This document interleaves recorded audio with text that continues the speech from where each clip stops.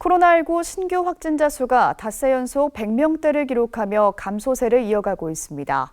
방역당국은 그러나 아직 안심할 단계는 아니라며 방역 노력을 이어가 줄 것을 당부했습니다. 이런 가운데 지난 주일 일부 교회는 여전히 대면 예배를 진행한 것으로 나타났습니다. 오요셉 기자입니다. 코로나19 신규 확진자 수가 7일 정오 기준 119명으로 집계되며 닷새 연속으로 100명대를 기록했습니다. 여전히 세 자릿수지만 지난달 말 1일 확진자가 441명까지 치솟았던 점을 감안하면 확산세는 한풀 꺾인 것으로 보입니다. 방역당국은 종교계를 비롯한 국민들이 사회적 거리 두기에 동참해준 효과라며 끝까지 방역 노력을 이어가 주길 당부했습니다. 자영업자분들의 노력과 희생, 종교계의 비대면 전환, 최근 환자 발생 감소는 3주 넘게 국민 한 분 한 분께서 한마음으로 모임과 외출 자제, 거리 두기에 노력하고 인내해 주신 결과라고 생각합니다.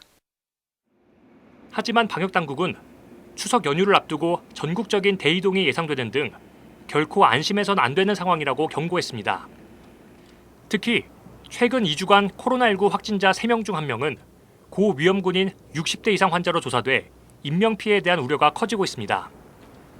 또 최근 2주간 감염 경로를 알 수 없는 확진자도 22.4%에 달해 언제 어디서든 새로운 집단 감염이 나타날 수 있는 위험 상황입니다. 하지만 지난 주일 일부 교회는 여전히 대면 예배를 강행한 것으로 드러났습니다. 서울시는 지난 주일 교회 2,514곳을 점검한 결과 21개 교회가 대면 예배를 진행하다가 적발됐다고 밝혔습니다. 부산에선 1,765곳 중 17개 교회가, 대구에선 1,625곳 중 59개 교회가 대면 예배를 진행한 것으로 조사됐습니다. 모든 사회 구성원들이 코로나 대유행을 막기 위해 고군분투하고 있는 가운데 일부 교회들은 여전히 방역 지침을 위반하고 있어 교계 내부로부턴 자성의 목소리가 나오고 있습니다.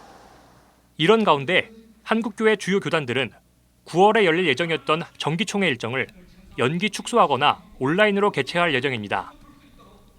대한예수교 장로회 통합총회는 제105회 정기총회를 사상 처음으로 온라인 총회로 진행하기로 결정했습니다.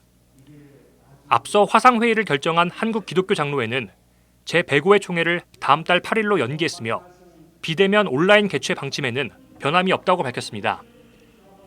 대한예수교 장로회 합신총회 또한 제105회 정기총회를 22일 하루로 단축하고 화상회의로 진행하기로 했습니다.